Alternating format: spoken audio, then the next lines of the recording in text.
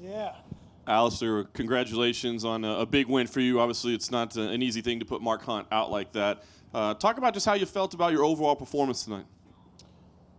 I felt good. I felt very confident about the training, about the work I put in. After the Stipe loss, didn't take any time off. I just went straight back to the gym. Identified several things that we needed to improve and just start building from there, and definitely put in the hours. Wanted some additional time to prepare because UFC wanted me already to fight December. But I said, no, it's a little too soon. I need a little bit more time.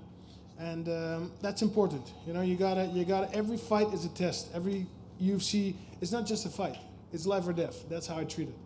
And again, very proud about the team, people I have around me, very happy with the work that I put in, and it showed tonight. I thought it was interesting that afterwards, you kind of suggesting, it's not over yet. We're not done yet. Do you feel like people were kind of writing you off after the loss? People are always writing me off. Yeah, what can I say?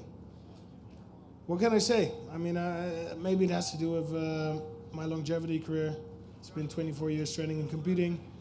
But I don't know, I just love fighting. I love the UFC. The UFC is truly the best promotion I ever fought for, and I've had a couple in those 24 years.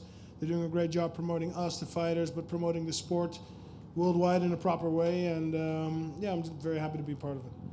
And last for me, you've mentioned the name Francis Ngannou a couple times. Curious why that one's interesting to you, because, of course, he looks like the dangerous young guy right now, the up-and-comer, and, would try to make a name off you. I don't know how much you would get off him, and he looks like a really dangerous guy. So why is that a guy you want to fight? Well, I like to test myself. I believe that every opponent makes me better. And I don't know, he mentioned my name, and I was open to the idea. I was like, hey, wait a minute, somebody wants to fight me. I never back down from nobody who wants to fight me. That's one. And number two, of course, Francis is there. I would never, if that's going to happen, it's great. But I'm also going to be looking for that other fight, of course, championship fight, JDS versus Stipe. Two great athletes, two tremendous fighters. I really loved that first fight. It was back and forth and a very tough fight for both. But if JDS would win that one, I could see a rematch there too. Me and JDS. Alistair, a lot of the work in the fight was done up against the cage. Mark Hunt was able to land a few short elbows before you knocked him out. Was there anything in that clinch in terms of you having to make any types of adjustments, or was it just waiting for the opportunity to land those knees? Well, again, I remember from my first fight with Mark, the guy is durable, but above all, he's very strong. He has that one-punch knockout power. So that's something that's constantly in your mind. You gotta, before you know it, you're waking up in the locker room and it's done. So that's something you gotta be careful about, and that means that's gonna stop your attack, your offensive.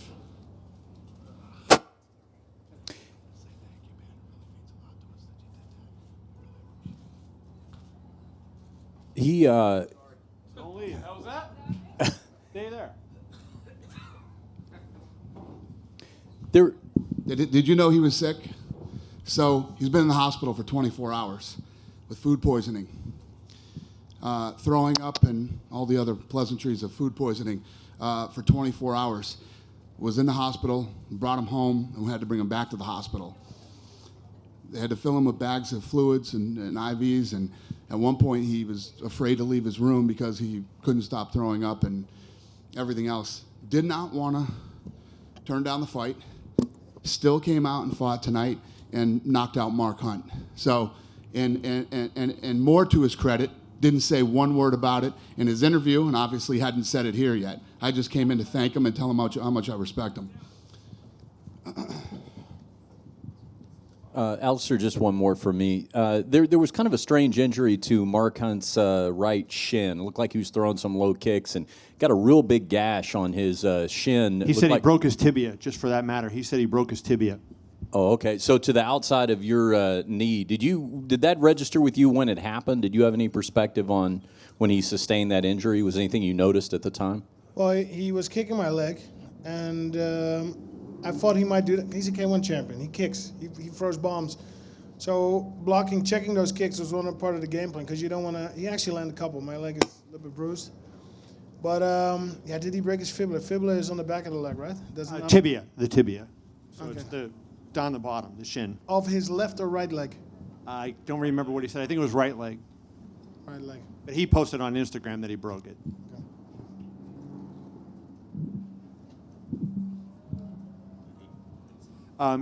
My first question for you, and then I have one for the president, is you were switching southpaw and conventional a lot in the fight. I mean, what does that do against a guy like Hunt? Well, you want him to guess what you're doing, right? And switching up opens up other possibilities of attack, defenses. Again, you got to be sharp for Mark, because one mistake and it's over. That's in the heavyweight division anyway. What with Mark Hunt in particular, we've seen him fight Bigfoot. We've seen him do it to Frank Mir. One mistake and it's this. So you got to be on your toes. You got to be sharp. Very happy that I was able to do that. Dana, I know we always talk about the matchmaking thing, but he mentioned Francis Ngannou afterwards, and the guy is as hot as anybody. But he's a young guy. Do you think that Francis is a guy that you could see at this stage of his career fighting Alistair? Well, we're planning something. He's already got something planned for this summer. So, but yeah, I think the guy needs, one or two more fights, and yeah, he could be there. And can I ask you about the main event, just your thought on the main? Sure. I don't know what he's sitting there. I don't want to. It seemed like neither guy was willing to engage, and both were so very cautious. What was your thought on when Joe Rogan said he thought it was an entertaining main event? The crowd did not. What did you think? That was nice of Joe. When I was out doing a radio tour for this fight, I said, "You've all seen the first fight. How can the second fight be not be good?" So, I guess it doesn't matter what the first fight was like. The second fight can be not as good. I had it 3-2 the other way. I thought that that Wonder Boy won 3-2. One of the judges scored the last round 10-8. So that obviously throws the, yeah. Question over here for What? Hey, listen, man. It's easy to sit in your seats, drink some beers and some popcorn and boo people, man. But they're not in there fighting Tyron Woodley or Wonder Boy. These guys, a lot was at stake, and and these guys, fought the way they needed to fight to win. Woodley came out and made some big claims before the fight that we would have a definitive answer on who's the champion and things like that. I like Tyron. He just, he's talented. You've heard me say all the things he is before. You can't be upset if people or whatever now after that second fight. I mean, come on. Okay, sorry about that. Question over here to your right, Alistair. Hey, congratulations on the win. Just a question, the elbow he landed, I think, in the second round. How badly were you hurt? Definitely rocked me. And I didn't even know I got hit till after the fight, till my coaches told me. So it definitely had an impact. But, when you're in the flow, you can also fight autopilot. And stuff comes back to you later. I'll be watching the tape too, expecting some stuff to come too. But it definitely. And if you could clarify, I don't know what the rules are in total clarity here, but just to clarify, Alistair, were you administered an IV at the hospital? And if so, was there a therapeutic use exemption given by USADA? What happened there? Yes, we went through all the steps necessary. So got really sick, and yesterday I was at the weigh-ins. I was out. I was like low energy. I mean, I put on my my acting face, looking angry, but I had like zero energy. And if I'd felt today as I felt yesterday, I would not have been able to perform. But went to the hospital, got an IV, slept very good, took something to help me sleep. I could get some food in yesterday evening before sleeping, and recovered kind of okay. And yeah, we're going to go for it, and we're going to do this. Again, getting a lot of confidence from my training, my preparation, studying tape, all the work that's been done, not just the last 2 months in Albuquerque, but immediately after the Stipe fight, I just went back to the gym and started improving. Hey, Dana, before you take off, can I ask you a couple? I know that you hate to matchmake right at the end of a night, but you do have, the welterweight pitcher has now got some clarity, I guess. You have a champion now, but Maia was looked at as the guy who was next in line. Now he's got a fight booked. So do you have any kind of clarity you can give to that welterweight title pitcher? I don't. No. I know you don't matchmake the night of fights, but this is just one of those interesting ones where like Maia had just been booked, but it's just you got to give it time, I guess, and yeah. Okay. We'll figure it out. And then also, I know it's only been 24 hours, but any conversation you had with Tony, what he wants to do now? This guy was ready for a fight. Any discussion that you had with We haven't. Khabib? The thing is that he was devastated. When he came over to our offices, and he was as bad as anybody I've ever seen when a fight pulls out. So I'm just giving him some time to, and we'll see. I honestly, to be honest with you, Khabib fought in New York in November, and then here in this fight, 2 back-to-back, weight cuts like that. I don't know if he can make the weight or if he needs to get a better plan, dietitian, something. I don't know, but he got within 6 pounds and was in really rough shape. So he's gonna have to take some time to recover from this weight cut, and then I don't know what to do. Last question, just trying to get some clarity on something about Ferguson. In the past, when guys have had opponents pull out at the last minute and it wasn't their fault, they've received their show money, but this one's unique, obviously, with the title on the line and a co-main event. Is there anything you can tell us? Yeah, we've never done that.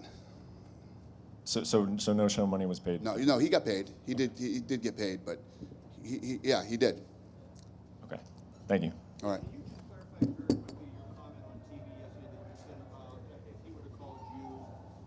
When you said if Khabib would have called you or Ali or whoever it was, if they would have called you, can you clarify what you meant and what could you have possibly done? Yeah, so what would have been different was if he would have called Dr. Davidson or Brianna, the two who handle all the medical stuff for the UFC, they would have brought him right to the hospital. Apparently he was treated horribly at Sunrise Hospital. Shocker here in Vegas. I mean, that's no shock, but he should have gone to Valley Hospital. He should have been with Doc D. Doc D would have got him right in. They would have checked his vitals. They would have, seen where he was. But when you walk into just some random hospital here in Las Vegas and they see the guy and they tell him he's waiting cut, they just start filling him full of fluids. I mean, that's immediately what they do. They bring you in, they stick in the IV and start, Doc D would have took him in, checked his vitals, seen where he was. I'm not saying that the fight could have been saved, but maybe it could have. We've been in these positions before. This isn't our first rodeo, so.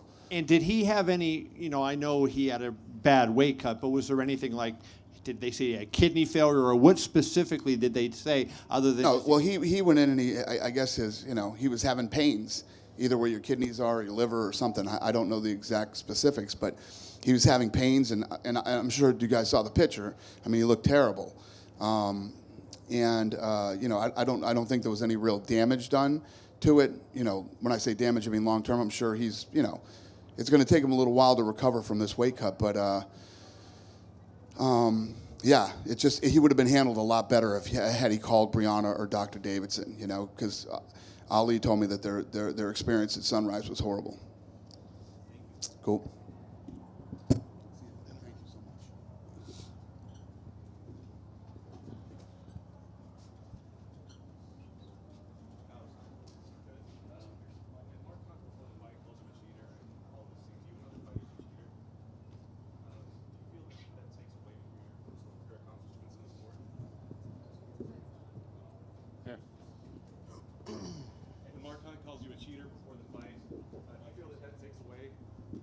When Mark Hunt calls you a cheater before the fight, do you feel that takes away from the things and the accomplishments that you've had in the sport? People know what I've done. People know what I've didn't do. And again, I really feel positive. I'm an optimist. I think his whole avenue was pretty negative from the get-go. And then I'm talking about the lawsuit towards UFC and complaining and clearly stated I would have never taken the same avenues. I would never, I don't know. I'm more a guy with phone, make an appointment, I come in, and I talk about what's going on, and you come to a resolution. I thought his whole demeanor was pretty negative. And yeah, I'm not gonna continue with that negativity. I keep it positive. I look at my own situation. I look at my own position. You know, I put in a lot of work for this fight. And again, at the same time, I respect Mark Hunt because he's a champion, and I love his fight style. We're okay outside of the octagon, but I didn't want to get drawn in that negativity. Alistair, just right in front of you here. It sounds But I did give him that look. I'm gonna whoop your ass in the weigh-ins. He knows that. There you go. And just from Dana's comments there, it sounds like that Francis Ngannou fight is not an option for you next. Derek Lewis is another guy that called out the winner of that. Does that interest you as well? Or if not, Francis, what else is out there? Well, I'm open to fighting Francis. I'm open to fighting Derek Lewis. I'm open to fighting the winner, JDS Stipe. If JDS wins, because that's a little bit more logical step to me, and it needs to make sense. So we're gonna wait and see. We're gonna wait and see what's going to be on the table. I know that UFC's coming to Holland, I think, sometime this year, sometime. So very excited about that, and we'll see. We'll see. I'm just gonna make sure not to take too long a time off, get back in the gym, and get better than I was yesterday. Who do you think wins that JDS Stipe fight? I don't know. It's very tight. I mean, Stipe is doing great work. Ever since he lost from JDS, he's been on a roll. He's finishing his opponents left and right, dominating them. But JDS is a tough cookie, and he won their first fight. So I don't know. Again, two tremendous athletes, two tremendous warriors. I can only have respect for both, for everything what they've shown in the octagon. I'm not rooting for anybody, but I'm just saying if JDS wins that, there's a little something there between me and JDS that could be a shortcut.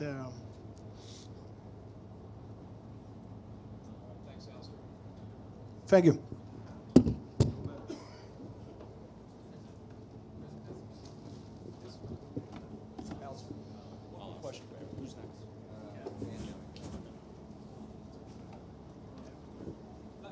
Sorry, Alistair, just one more.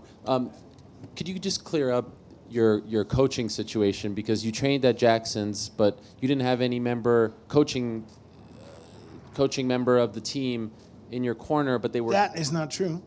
Who was there? Can you tell us? Roberto Alencar. Okay, but none of the striking coaches, right? Okay, so then we're talking Wink, Brandon, or Frank? Or Greg, of course, but No, yeah. I have my own striking coaches. They're from Holland. Also Sufi, Benji Zimmerman. Great guys. We known these guys for 15, 20 years. And I've basically been taking them to Jackson's, and they're welcome with open arms there for the last 20 years. So they're with me in camp all the way. Love those guys. Couldn't have done it without those guys. And it just feels logical to have people with me that are in the camp with me, that you're game planning with, that you're studying with, you're vibing with. They're family. They're friends, but because of the time we spend, they become family. Okay. But you're still going to stay there, right? Of course. Cool. Thank you. Thanks. Congrats.